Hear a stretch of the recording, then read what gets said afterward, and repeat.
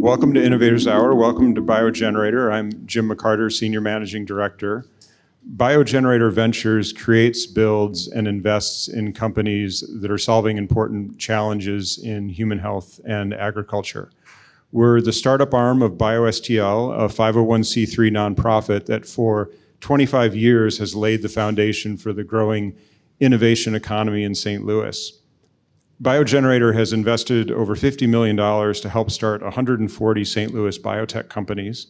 Our companies have gone on to raise nearly $3 billion in follow-on funding and created thousands of jobs. We've also supported over 200 companies with office and lab space in the BioGenerator labs in Cortex here, and also at the Helix Center in 39 North. So we're glad that you're here on this overcast day for the last Innovators Hour of 2025. We hope you'll join us again in 2026. In January, we'll be joined by Stephen Von Rump of Sweet Spot Digital Health. Stephen's here tonight. Then in February, we'll have John Silva from WashU and from Sentiar. So search Innovators Hour at BioGenerator for our website and for more information, including videos of prior conversations. As nonprofits, BioSTL and BioGenerator are incredibly grateful to those who have supported us over the years. I'm excited to share that coinciding with our 25th anniversary next year, BioSTL will be holding our inaugural gala on new date, August 27th, 2026, proceeds of which will support our work in growing the life science, innovation, and entrepreneurial ecosystem in St. Louis. And if you're interested in the gala, reach out to Mike Higgins at BioSTL. So for today's Innovators Hour at BioGenerator, I'm excited to welcome Pairidex founder and Chief Scientific Officer Andrew Young and Chief Operating Officer Allyson. Pairidex is transforming blood cancer detection and enhancing patient care through sensitive, personalized, minimal residual disease, MRD testing. And it's a great example of how Washington University and BioGenerator have worked together to form companies, and it's also a template for future company formation. So I'll start with a few questions for Andrew about his experience as founder that led to the company, and then bring Allyson into the conversation. So Andrew, you came to St. Louis as an undergraduate at WashU. Correct. Then after research at NIH in your home state of Maryland, you came back to WashU again for your MD and PhD. So I'm curious, what was the attraction of St. Louis and WashU? You know, what got you here and what's kept you coming back and staying here? Yeah, St. Louis has been great, a great place to live and do science and have a family. I think initially was drawn by like the strong academics, the science, especially in genomics and biology. As one of the homes of the the Human Genome Project, it was great around that time in my training, and then after I went to work at the National Human Genome Research Institute in Bethesda, Maryland, and kind of figure out what to do after college. And at that point, my mentors were largely physician scientists. They were all in genomics, and some had even trained here, and kind of I drank the Kool-Aid. And they are like, you have to go to one of a handful of places, and WashU was at the top of the list. So came back here, worked in Todd Drewley's lab, who's sitting in the audience. We did some cool work in my PhD training, looking at improving sequencing error detection, error rates for sequencing for mutation detection. That was actually licensed to a BioGenerator startup, and I think that's how kind of I first, maybe 10 years ago now, was connected to you all. Yeah. And that was successful. And when we had kind of this idea to try to fix a problem we were seeing clinically in our leukemia patients, this was the logical place to bring it to. Yeah. So going back a little bit, your undergraduate, you had to kind of invent your own major because it didn't really exist, right? Oh, yeah. So at the time, I was doing both computer science and biology kind of curriculum, and there wasn't necessarily a bioinformatics like pathway yet. So I think that curriculum eventually became like a bioinformatics degree, but at the time it was split as biology and computer science. And then took that back to the NIH, and it was just a very fun time to have those skills when kind of the Genome Project was kind of scaling up, or Yeah. moving past the first And, draft. and then also your experience at the NIH, you kind of simulated the work-life balance of an MD PhD because you were also a firefighter at the same time, right? That's correct. So I grew up in right outside of DC. I volunteered at the Wheaton Volunteer Rescue Squad in Wheaton, Maryland, and I worked there for actually 9 years, starting in high school to after college, living in the firehouse after college, while working at the NIH during the day. It was a super formative time, and I think it shapes a lot of maybe my career trajectory. One of the things that we see now is that firefighters, you think about the occupational risks of that job of, working in a stressful environment, a risky environment. But actually now one of the leading cause, and I believe it is the leading cause of death for firefighters now, is occupation-associated cancers. So now that is kind of coming more to the forefront, and over the last 10 years, some of those seminal studies, I guess it's kind of been known for a while, but some of the genomics type studies have come out. It really, having a genomics background and thinking about it in the terms of cancer and maybe occupational cancer, that is definitely a motivation for me now, and kind of is a motivation for the lab now to maybe kind of in a full circle way. I have a lab at WashU, academic lab, where we're focused on understanding how people get cancer, really kind of along those lines. And this is as a result of those types of studies where you're trying to figure out how people get cancer in early stages of cancer. You make a lot of tools that are good at detecting cancer at low levels in people who maybe don't have it yet. And Pairidex is a company that is maybe focused on the other end, where you have been diagnosed with the disease, but you're trying to see if that therapy is working and detecting low levels of residual disease. So yeah, I think all these experiences, they kind of work together to bring you to where you are today. Yeah, and so now, Allyson, you're originally from Iowa, and you came to St. Louis also to do your PhD at WashU. You were doing that at the same time that Andrew was doing his PhD. And then you went on to join BioGenerator, where you now lead our investments in human health startups, including therapeutics, medical device, diagnostics, and digital health. So I'm curious, what were your experiences during your PhD training as well as afterwards that led you to take on the role at BioGenerator? And maybe tell us a bit about the type of work that you do at BioGenerator apart from Pairidex. Yeah, so I wouldn't say I necessarily knew in grad school that I wanted to get into the startup and entrepreneurial space. Got a little exposure to kind of the idea of intellectual property and invention, but I guess after grad school, not really knowing exactly what I wanted to do, I ended up landing in a startup. Two back-to-back startups, one of which was here in the Cortex area. So that kind of gave me some experience in living in a startup, what that's like. And also around the time that I graduated is actually when I first got introduced to BioGenerator through kind of a connection of a friend. So I had the opportunity to simultaneously be doing a little bit of due diligence work on the side. So I think being in a startup and then also thinking about startups from the business side was a really interesting experience that when the job at BioGenerator opened up in 2021 was a really good opportunity for me to join. So now, I guess the last 4.5 years, I've been doing all sorts of things, leading due diligence on investments, kind of spanning all of human health, done a little bit in ag too, but also been exposed to a lot of the company building side, either hands-on through supporting entrepreneurs or just getting exposed to a lot of the really great entrepreneurs in our community. Kind of got to watch Panome get formed when Tom Cohen was on the team. Got a lot of guidance from Crystal, who had also done the same thing, starting a company within BioGenerator.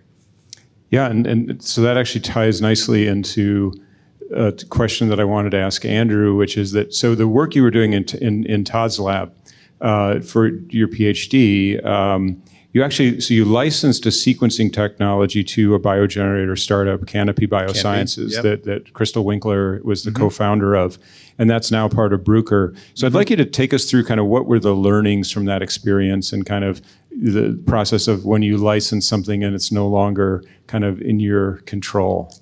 Yeah. There are a lot of learning steps there. I think the first was that I think we were starting with a problem. So we had this observation that when you use DNA sequencing to look for mutations in an individual, if they're what we call a germline mutation that you inherit from your parents, that's in every cell in your body. It's easy to detect that. When patients have cancer and they pick up what we call somatic mutations, these are mutations that you weren't born with, that you pick up throughout life and that sometimes can cause cancer. When you're trying to find that at a very low level, that can be harder to find. And the real limit is not how much sequencing you can do. The sequencing is relatively cheap. You can now. It's actually that the error rate of these sequencing platforms makes it such that you can't distinguish a mutation that's maybe at 1% of the cells from a 1% error rate in the sequencing technology. So we had a couple tricks to mitigate that error rate to get down to a 1 in 10,000, 1 in 100,000 kind of limit of detection. And so we were using that initially to try to track patients who are getting therapy to look for the mutations that were in their cancer. But kind of that was a very narrow use, and that technology broadly could be applied to many different types of problems. And so that's where we worked with the Washington University Office of Technology Management to file IP around that, and then with them to license it to Canopy. And I think, to go back to your original question, that one of the biggest learning things there is, once you've licensed it and kind of step away from it, there, it's developed at, you are giving up control for how it's developed and deployed. And I think, there's pros and cons to that. I think we could focus back on the science that we were doing. I could finish my PhD, go back to training. But as a result, you cede a lot of control with how the technology is developed. Right. And so then this next opportunity to develop technology, so one of the areas of your focus as a postdoc with Grant Callan in the Division of Oncology at WashU was on detecting gene fusions in leukemia. Mm-hmm. And so perhaps you can start by telling us, what are gene fusions? Why are they important in cancer, and particularly in leukemias and lymphomas, and in cancer progression and cancer detection? Yeah, great. That's a great question. So for patients with blood cancers, these are cancers that occur in the bone marrow and circulate in the blood. It's remarkable how technology over the last couple decades has really transformed our understandings of this disease. And we now know, kind of in almost every case, what the genetic cause of that disease is, and how those cells have changed with those somatic mutations compared to the healthy cells. And at the same time, when patients are clinically getting treated for this disease, oftentimes how you measure their response to therapy to know if your treatment's working or not involves looking at the cells kind of under the microscope or through flow cytometry, a technology that also looks at kind of surface characteristics of the cells. And that has worked for many decades. And in some cases, we have found, or we know, that even if that test is negative, or you think that you've cleared your disease, there's actually some residual disease that just kind of escapes detection by that platform. And we've had this problem now for a while. We've started to notice it. And at the same time, because of all the genetic testing, we know actually the mutations, the changes that are in those cells that are causing the cancer. So our solution, or the opportunity here, is that we can use that genetic information to make personalized detection tests for a patient's disease. So even though everyone might have a little bit different cause of their cancer, they kind of coalesce in similar pathways, and we can, with really good genomic data now, design an assay that will detect that person's disease and track it over time. And in this kind of application, it's very clear when that genetic change disappears from the patient, their disease is going away, and when it persists, they ultimately will relapse and need different therapy. Mm-hmm. And so you'd mentioned that these gene fusions are found in something like 80 to 90% of pediatric leukemias, 33% or something of adult leukemias, and but the conventional technology of kind of what a person would get today if they're not using the Pairidex technology maybe talk just through kind of the bone marrow sampling and how often that's done. Yeah. And what is its threshold of detection, kind of, and Yeah, we why can get that's technical here. why that's a problem. Yeah, that's a good question. So to clarify this, the current standard that patients get when they're getting treatment is at kind of fixed time points in your treatment, you'll undergo a bone marrow biopsy. So it's somewhat invasive procedure that goes into the iliac crest to get in like the hip area to get a bone marrow core sample. And then that is subjected to the flow cytometry test that I was telling you about to see if the disease is there or not.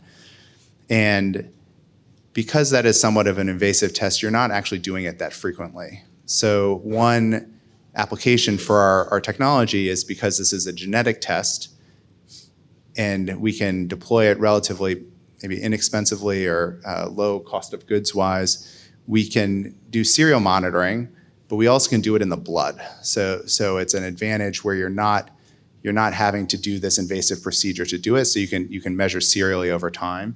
So even if the flow cytometry test has a reported limit of detection of maybe 1 in 10,000 cells, but in maybe 20% of people where they're negative, they'll relapse within a couple months. This test we can do serially, so even if it's lowly positive, we can also just check a couple weeks later and see if the trend is up or down. And that, I think, is a much more informative data point or information. Yeah, and so you've effectively, you can move that limit of detection months earlier. What kind of a difference can that make to patients in terms of their treatment and their ability? That's a good question. So we're still early on. So we are designing trials where you could actually use this information to make clinical decisions. But at this early stage, the trials that we have or the data we have is all from observational studies where they've gotten all their standard of care testing, but we're running this kind of in the background and seeing how well it compares.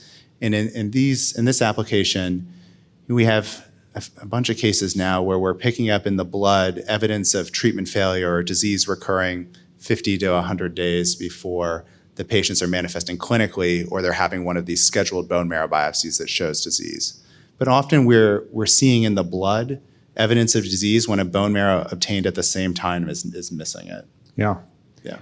And so, so Andrew published this paper, Droplet Digital PCR for oncogenic fusion detection.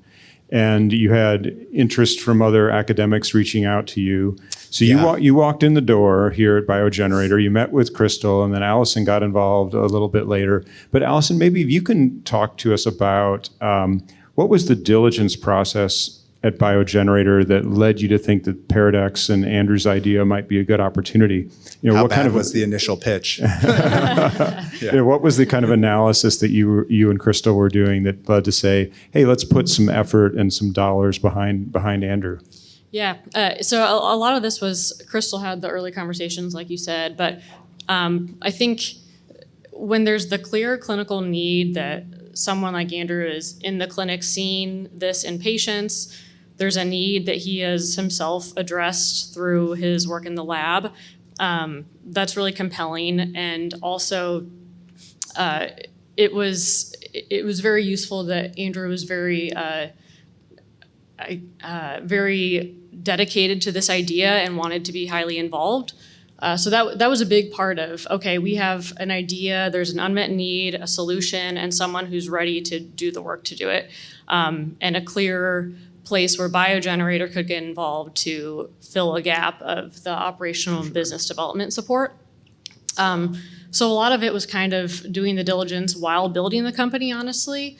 And take us through more of the diligence process. So these, this results in something like an 80-page report that we share with other investors. And so maybe walk people through kind of like, what are the components of that report? Yeah, so it really spans there's a lot of areas that we assess, starting with the technology and looking at the scientific data. That's where everyone on our team is scientifically trained, so that's kind of stuff that we're used to looking at. But then from the business side, looking at what is the market size of what this technology could be addressing. Is there solid intellectual property to protect it? What does adoption of the technology look like? So we talked to a bunch of clinicians to get perspective, besides Andrew's, that people actually would want to use this. Reimbursement, regulatory hurdles, I think those are the main ones. But Right. Yeah. And then as you kind of pivoted from the diligence side to the operations side of the company, we did a lot more than just invest. So you actually took on this role of part-time chief operating officer a few days a week. And so tell us what this entailed in terms of all of the kind of components of company building that you were doing. Yeah, it's hard to describe succinctly because it involves a lot of things, and kind of in an early stage company like this changes a lot. So at the very beginning, it was working with attorneys who are here to get the formation documents in place, get the IP license from WashU. But then a lot of it in the early days was business development to turn this from a really good idea into something that is packaged nicely as a company that investors are interested in and that potential clinicians would be interested in being involved with. So yeah, that kind of gets to Tell pitch us about, deck. one of the kind of fun things was that I haven't talked to anybody about this year, and where the other is the logo, is just you guys had a little fun with that. Yeah. Fun is we I think initially when you started, the logo was what we cooked up in like an afternoon. Yeah. And we were like really, really proud of it. Yeah, we thought it looked great, but a designer hadn't touched it, and it was a lot better after that happened. Yeah, you can still see it on a sticker, I think, on one of the doors here. But yes, that was one thing that, having professionals do the things they're trained in has a lot of value. Right, have the scientists do the science and not the graphic design, right? Yeah. So, jumping back into the science, so, Andrew, there's tens or maybe hundreds of gene fusions in these blood cancers, and so they differ from person to person. And so can you talk us through, do you guys have to create a new test for each person, and how do you do this? How do you do this rapidly? How do you do this without it being extravagantly expensive? Yeah, that's a good question. The set of gene fusions that cause cancer, it's large. It's probably hundreds or maybe thousands, but it's not infinite. And as I was saying before, we now have excellent sequencing data for a lot of patients when they're being diagnosed with these leukemias. And it'll probably be standard of care soon that everyone will have this when they're diagnosed. And it's accurate enough, it has high enough resolution that based on what's there, we can actually make a personalized assay that can detect that. And Ellie in the audience designs them in maybe a couple hours, and then it takes us 2 weeks to get them from IDT. But that process is pretty streamlined now, and it pretty much works out of the box. And then we have a process that's part of our CAP-CLIA accreditation for how we validate each of the new assays. And then once you have it in hand, it can work for anyone, or it can work for that patient forever. And then if someone else has a similar fusion in the same area, already ready to go, right? It's already, and now we're at a point where we are starting to saturate, where we see some of the same breakpoints over and over. So that one assay that we designed 6 months ago now can work for a new patient. So as you do this more and more, the world becomes smaller for these. Like you start to saturate, and you have a pretty good. And if you need to design a new one for a rare fusion that's never been seen before, we can do that. You can go ahead and do it, yeah. Yep. And this is really for either of you, but one of the real accomplishments of Pairidex is that in less than 2 years since starting the company, you've gotten through CLIA certification, CAP accreditation, and you've done that in the BioGenerator labs right here. I think you moved from over there to over there, but you're still, in the same lab on this floor. And so, tell us about that process and how were you able to do this ahead of schedule? Yeah, I mean, I think that was all done by the scientific team. So Ellie really led the effort with our medical director, Drew. I think the key was really, we've got a really good team that's very efficient and also very detail-oriented. My understanding from kind of being along for the ride for the process was that there's a lot of documentation and being very accurate and diligent about the whole process. So having a good team to do that. We also had some really helpful consultants to guide us along the way. hiring experts to do Yep. what they're trained in has been Yeah, and I very think being helpful. part of this ecosystem where you've got Yeah. other people around here in this building and within a few miles of here that are having similar experiences, and you can tap into that expertise for, you're usually only one or two steps removed from the person you need to be helping you. Yeah, I think every consultant we used, we've had a direct personal reference telling us they're awesome, and then they have been awesome. And so tell us about getting set up in the lab in terms of, when Ellie was getting started along with Hannah, and now Sophia, what are the kind of advantages of being able to operate at this location in a shared facility, shared equipment, and just a few blocks from your academic lab? I think that's the only way that this is possible, honestly, where I can stay in the academic position. So Ellie is our staff scientist who runs the lab, our senior scientist who runs the lab. We trained in adjacent labs for her PhD and kind of my postdoc. So, we, I think, kind of had a good working relationship to begin with. And basically, as soon as she started, May of 2 years ago now, she was pretty self-sufficient. So we would, talk over Slack, but, have one weekly meeting, and we still have one weekly meeting. And, she's hired a team. We've worked really closely with you all. And I think starting out and having a lot of the shared equipment that we don't need to spend runway on, like that is how this is successful. Yeah, and staying on that importance of a really strong team, maybe tell us, Andrew, a little bit about Hannah Davis. And Hannah's a rock star. Kind of, but it connects back to her high school experience with BioSTL. Yeah, Hannah's awesome. Hannah Davis was our second employee after Ellie. She had worked as an undergrad with me at WashU in Grant Challen's lab, where I was a postdoc. She was an undergrad. Grant was the PI. And Hannah is from Hayti, Missouri. Came to BioSTL as part of the Science Coach program as a high school student. So she has a photo of her standing right here, as a high school student coming from rural Missouri. Went to WashU on a scholarship, was in our lab, helped develop this technology as a co-inventor of the IP that Pairidex is founded on. Won the Quattrano Prize for the best undergrad thesis in the biology department, and now is at Harvard as a graduate student after taking a year to help start and run the lab. I mean, that's maybe the most important part for this talk, but she, after undergrad, worked in the lab for a year with Ellie, and I think the two of them pushed really hard at the beginning to get the lab up and running and get it through the CAP-CLIA process.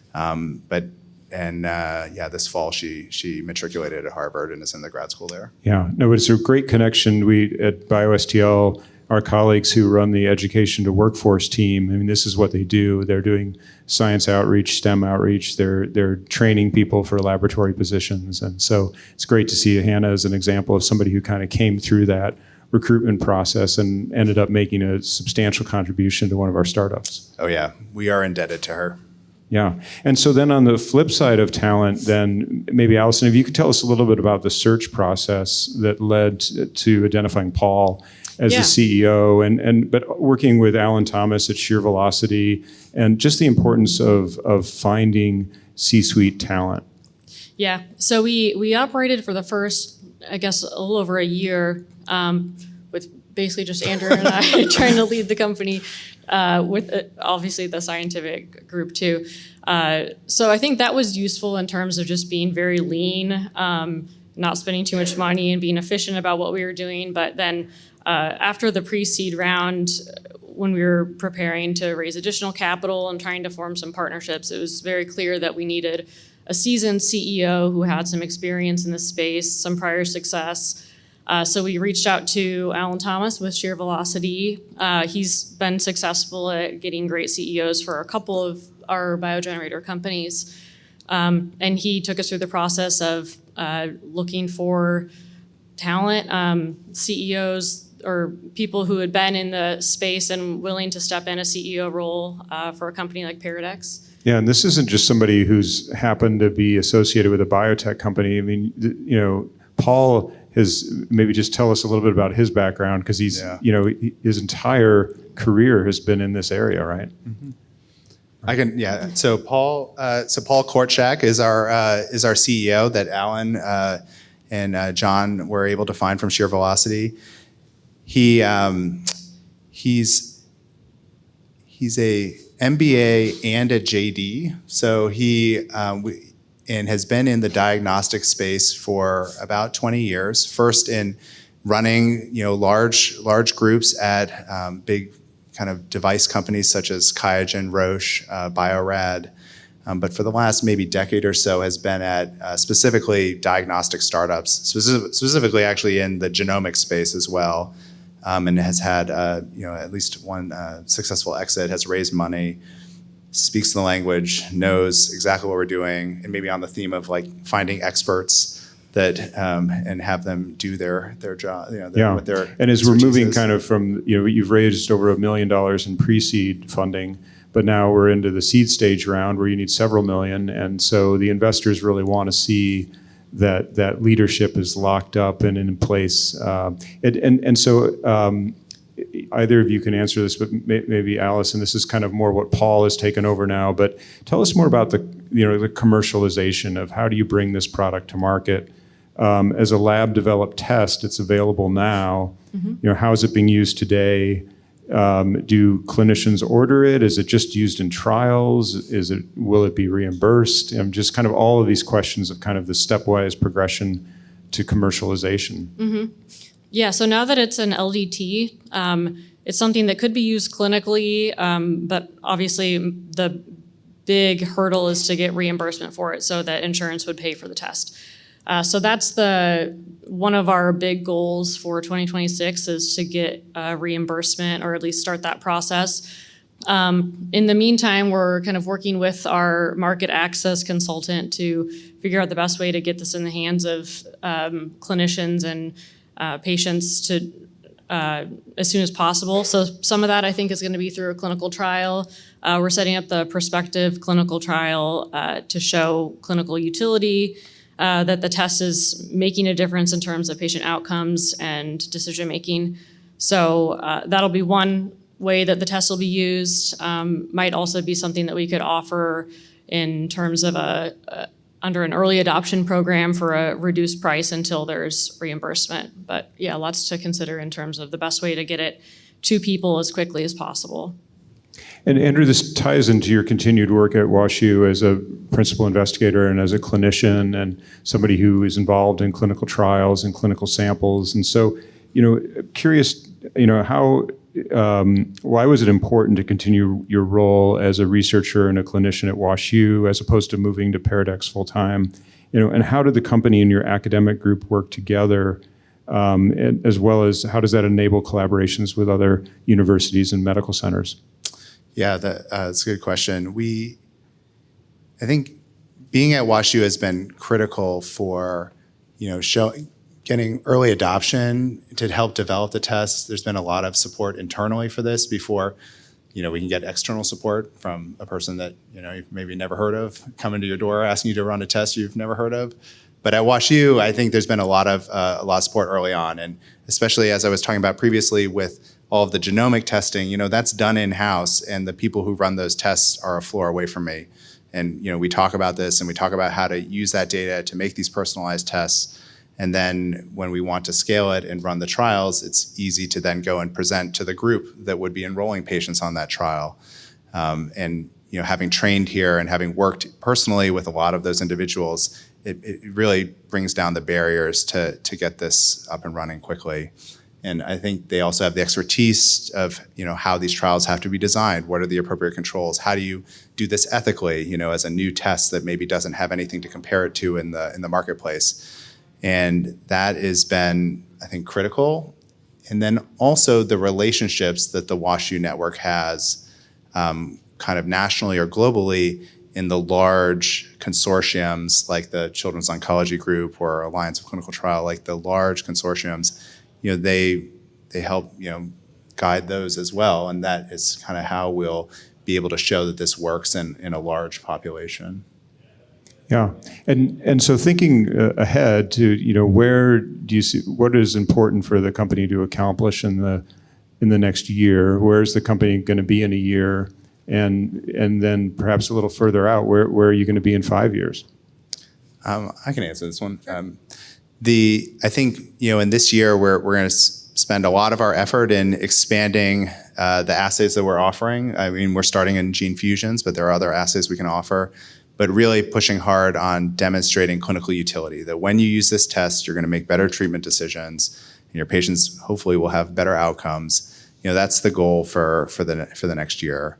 And I think beyond that, the goal would be to offer this broadly. So whether that means that we scale the lab here, or we open up shop overseas, or we move into a kit that can be run on a box in any hospital on Earth, those are the kind of ways maybe you expand beyond this. Mm-hmm. So a laboratory developed test that all the samples would come here sort of as a centralized facility versus model. an FDA approval that would allow you to integrate your test into all of these different hospital laboratories. Yep, and I think both we can work towards both simultaneously. Yeah. And so before we turn to the audience for questions, are there things I should have asked? Are there things about this story or about your own personal journey in creating this company that are worth sharing that I didn't ask you?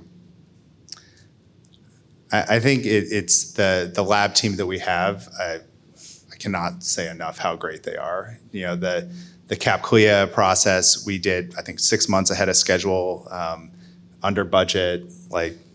I think the relationship with BioGenerator, where you provided equipment, like the initial machine before you'd raised any money, that's the only way that you can get this up and running and actually generate the preliminary data that you can then show prospective investors of no, this is actually going to work. I think it's often like a chicken or an egg thing. People don't want to put their money in until they know it's going to work, but you need some money to show that it could work. And BioGenerator took that risk. The team that we were able to bring in to execute has been amazing. I think those are, I can't talk about it enough. It's interesting you mentioned the equipment, because we do for the laboratory as part of, we're gathering rents from people, and that's covering part of our cost of operating the laboratory. But one of the things we do with that is we do have a capital equipment budget. And so we can decide what to buy from that capital equipment budget based on the needs of the tenant companies.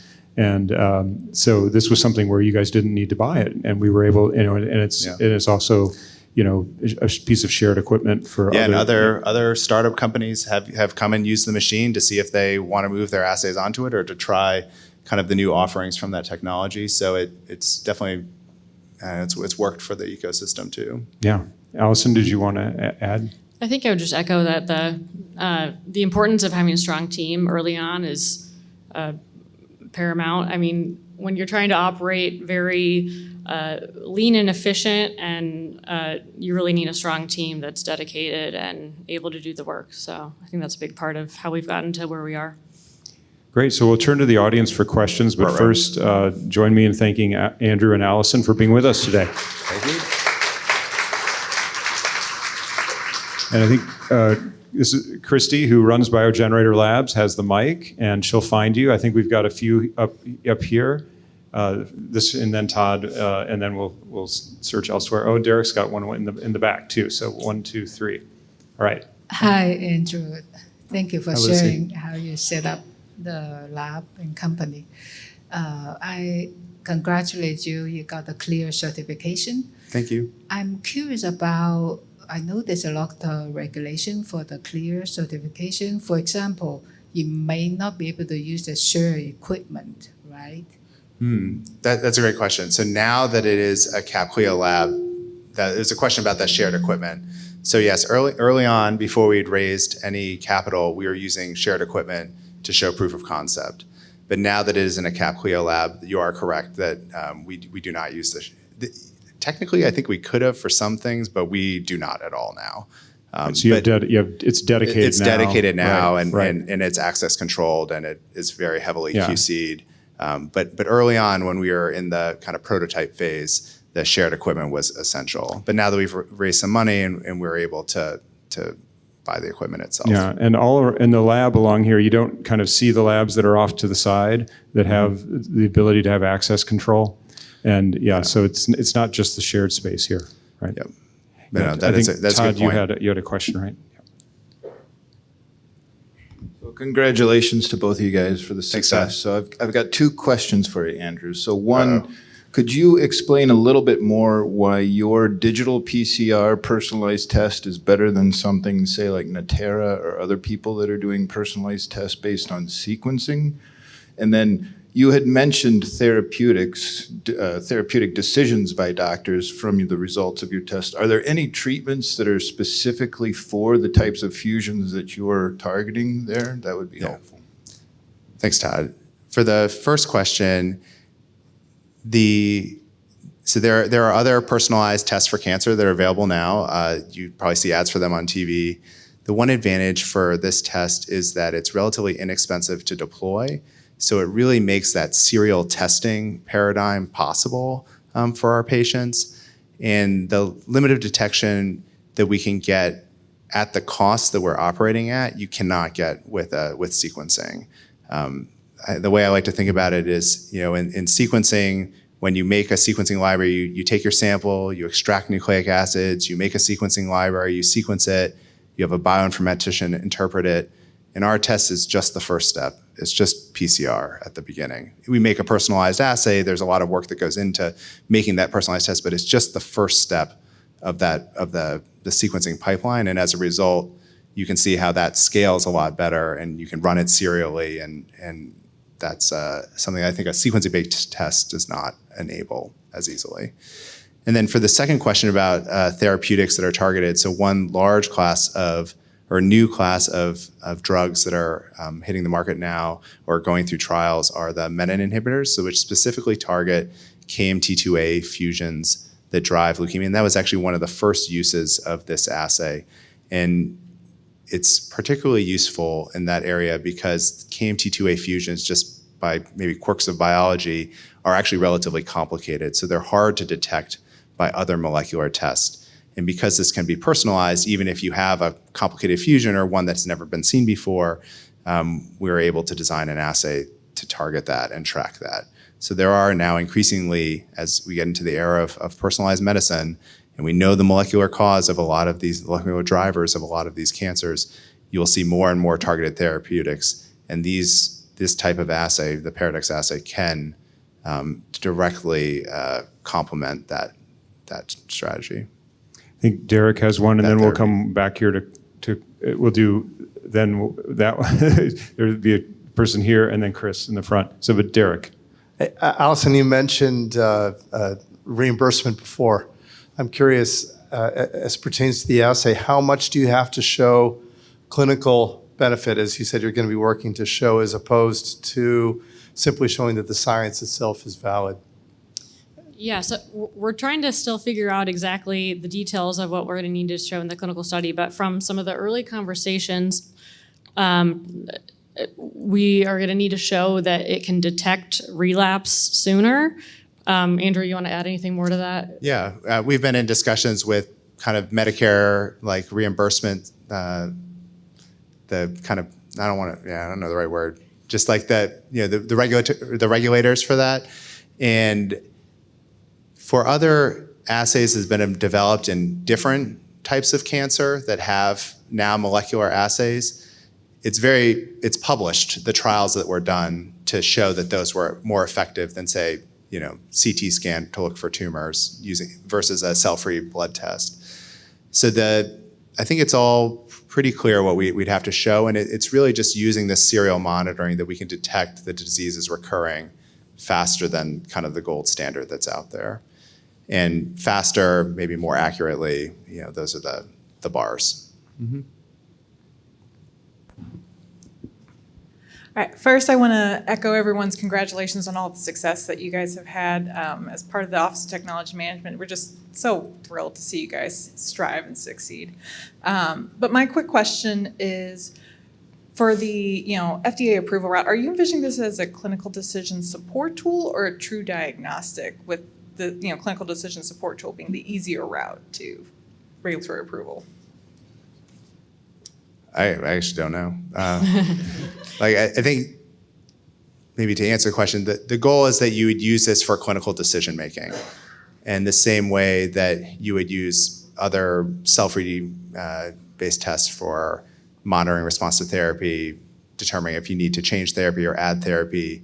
And think in the leukemia world, a big question is often whether you need to offer stem cell transplant or not, and if this is a more accurate way to predict maybe who is at higher risk of relapsing and would benefit from a stem cell transplant, then I think those are a couple of different ways that you could use this for clinical decision making. So in terms of the MRD, minimal residual disease, Measurable residual disease detection, and so you're finding the reoccurrence as opposed to the initial diagnosis, right? Yeah, this is not a tool that's used at initial diagnosis. That when the disease burden is high, a lot of the other tools that we have, like looking under a microscope, that flow cytometry, cytogenetics, FISH, sequencing, can all detect disease and characterize it well, and that's very helpful for prognostication and initial treatment selection. Mm-hmm. But for long-term monitoring, this is the test that will show if that therapy is working, if the disease is going away, or if it's recurring, you need to change. Mm-hmm. One thing worth mentioning related to OTM is that you did use the Quick Start license. We did, and yeah. So maybe just say what is that? Yeah, the Quick Start license, it's on the OTM website. You can find it. It has, I think the goal is to rapidly move IP out of WashU to get these startups started, to get them up and running. And it reduces kind of the friction. It has very clear terms that are non-negotiable. And it allows you to get IP out of WashU very quickly, to help build companies. I think Chris had a question here in front.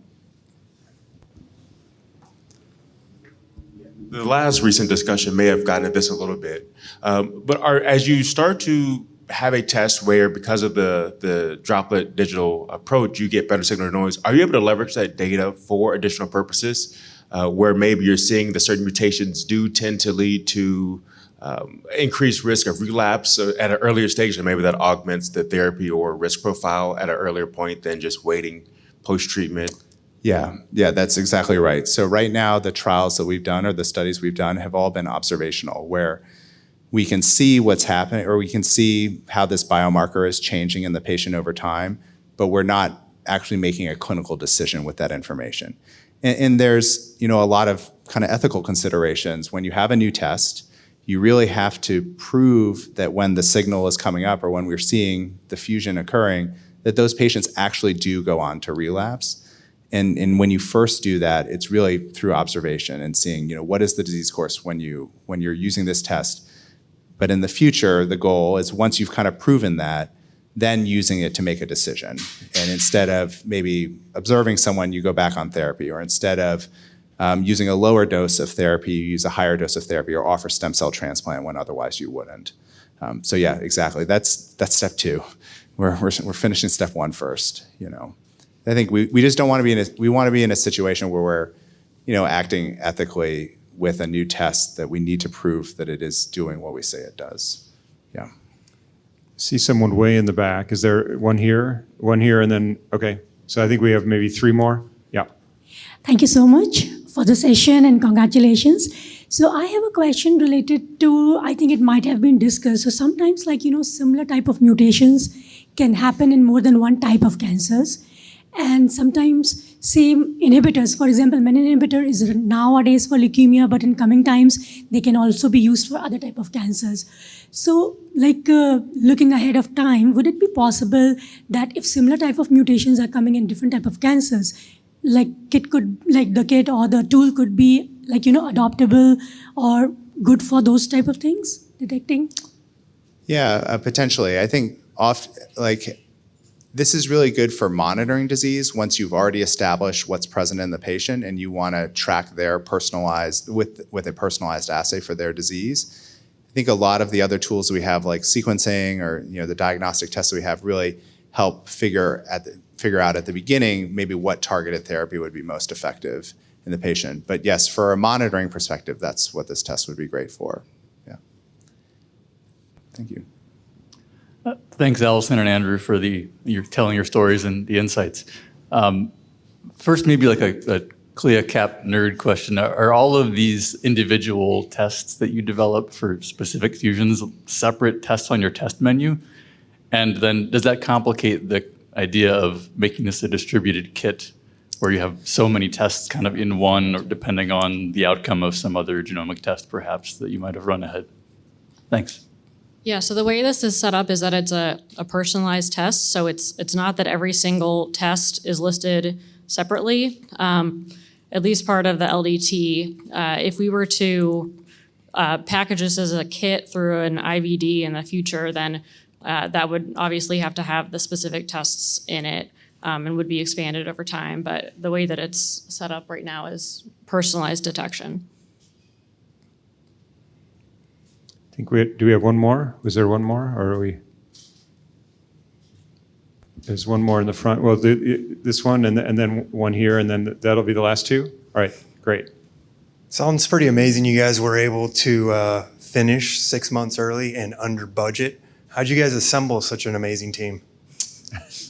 I mean, a lot of it is luck. I think also, I've personally worked with, I guess, almost everyone at the company that we've hired, except for Paul, our CEO, who miraculously has been amazing. But I think these are people that we've worked with. We have we know how hard they work, how much they think about this project, this problem, and I think are really motivated to solve it. But there's a lot of luck too. So you talked about doing serial monitoring for this and doing testing for relapse. Do you think ultimately you'll end up where you'll have a sort of a cutoff assay where and maybe that's detection at all or a certain amount that is indicative of relapse, or do you think it'll be a delta over the serial monitoring? Yeah, that's a great question, and we think about that a lot.